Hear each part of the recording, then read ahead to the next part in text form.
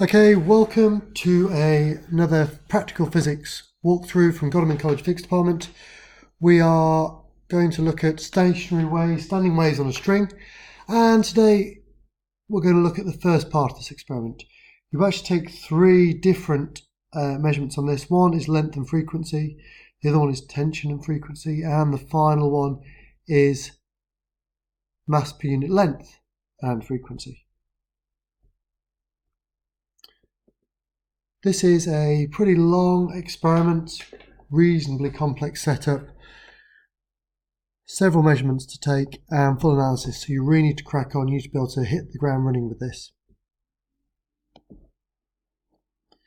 So as always, we'll provide you with a full script, a setup, background theory. There's a few little questions for you to do before you even come into the lab. It's important that you've worked this out beforehand. I really don't want to see people sitting down trying to fill this in at the start of the lab. This needs to be done beforehand. Then, full bump on exactly what you need to do for both parts of the experiment. There are a little set of analysis questions for you to do as well, so we've really tried to lay everything out for you to make it as easy as possible. Right, let's have a little look at the setup. So we've got a signal generator attached to a string vibrator. That is set up on a long bench. Put some white paper there, and as you can see, I've got a standing wave with two loops set up. At the far end, we have got a pulley clamp. Notice how the string is going through the eyelet so that you've got a definite point of reflection, and in order to provide some tension, we've got 200 or 300 grams hanging off. I reckon for this string 300 grams is perfect, so the mass hanger plus 200.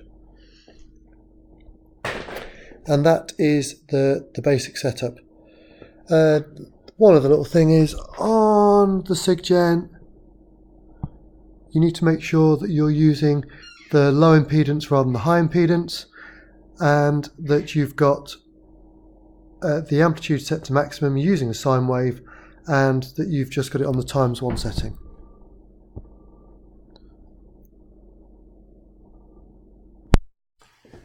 So we've got the setup, and I've placed 2 meter rulers.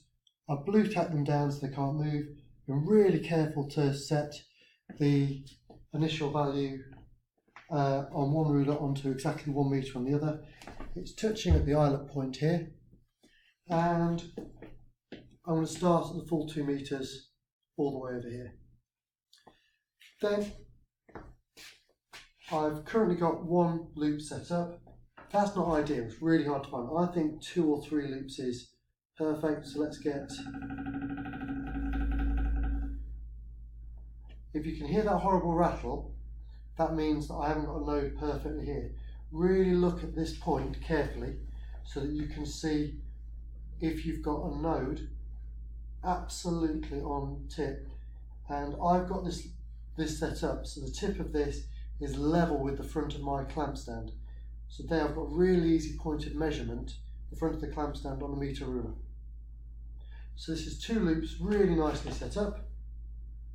2 meters, 2 loops, record the frequency.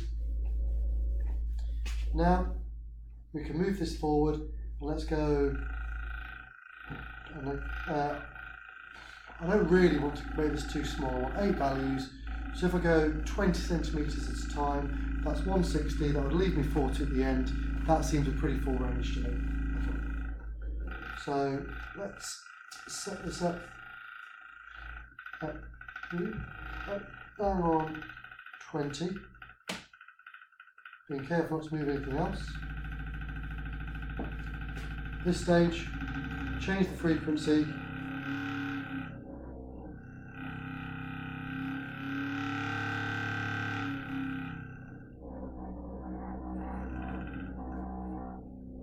Look for getting to the node right at this point.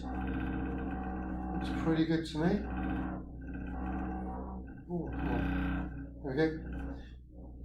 New frequency, job done. Move it another 20 centimetres in.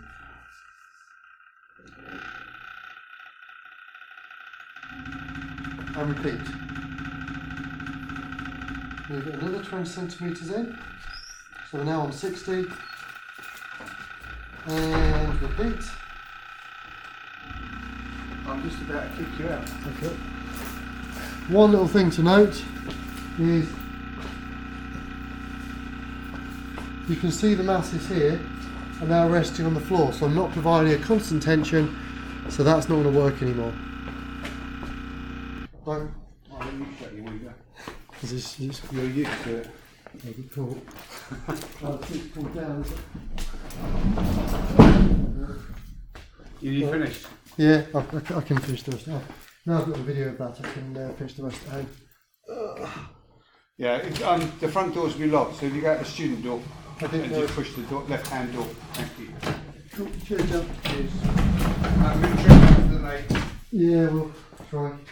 Should be nice. It's looking like it's good weather actually. Yeah, you might get a bit of damp this Wednesday. Let's kill this.